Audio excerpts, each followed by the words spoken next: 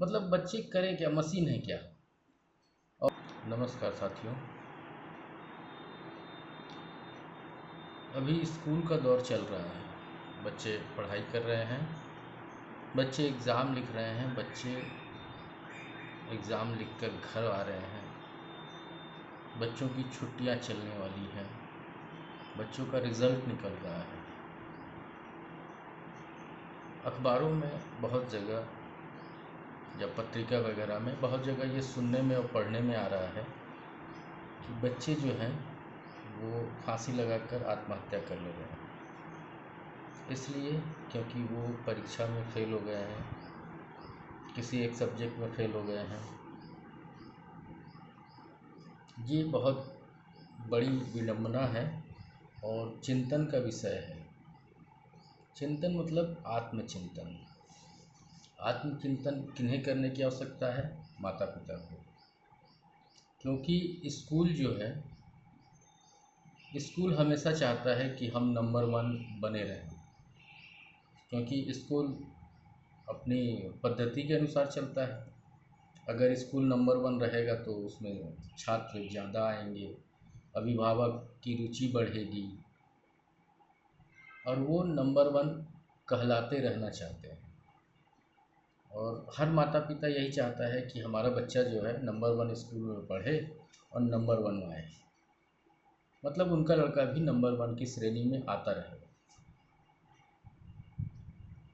ये ऐसा दौर है जिसमें हमें अपने बच्चों को समझाने और उनकी मनोदशा, उनकी मानसिक स्थिति को समझने की आवश्यकता है।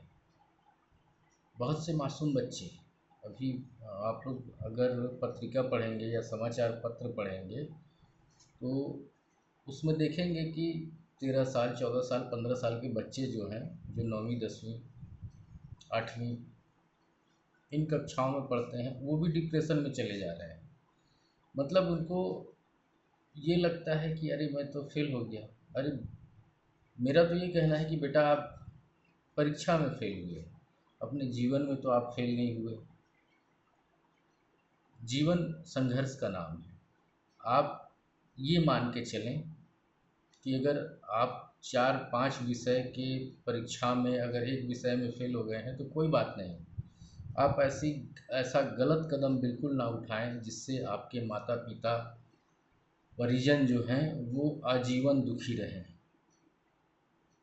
आजीवन दुखी कहने का मतलब है कि आप स्कूल में फ़ेल हो जा रहे हैं, किसी विषय में फ़ेल हो जा रहे हैं और आपको बहुत दुख लग रहा है, तो वो दुख लगना लाजमी है, लेकिन उसे फेस करना चाहिए। मतलब उस जो क्रम आपके साथ घटा है, मतलब आप एग्ज़ाम में फ़ेल हो गए हैं तो आप उससे लड़िए।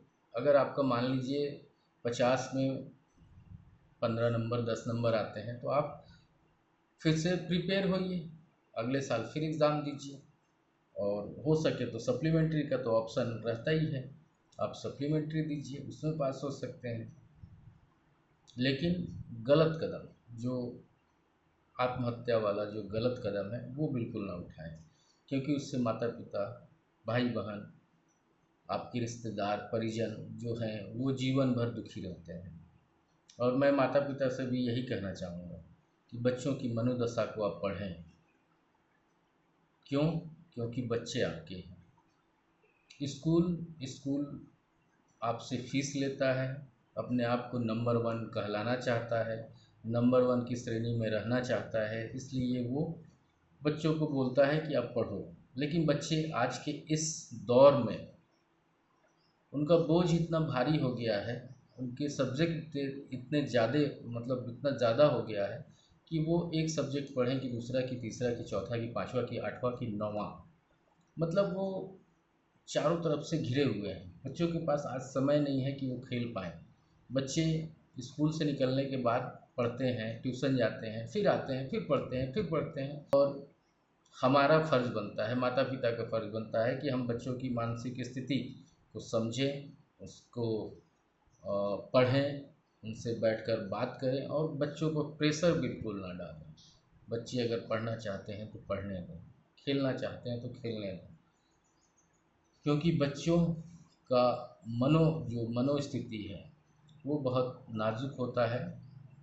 हमारा और आपका फ़र्ज़ बनता है कि हम बच्चों को बेहतर से बेहतर सामाजिक परिवेश दें, उनके ऊपर बोझ और उनके ऊपर जो आपका आदेश और जो आपकी इच्छा है उसे थोपें ना, क्योंकि बच्चे गलत दिशा में जाकर आत्महत्या जैसे कदम उठा रहे हैं। धन्यवाद। नमस्कार।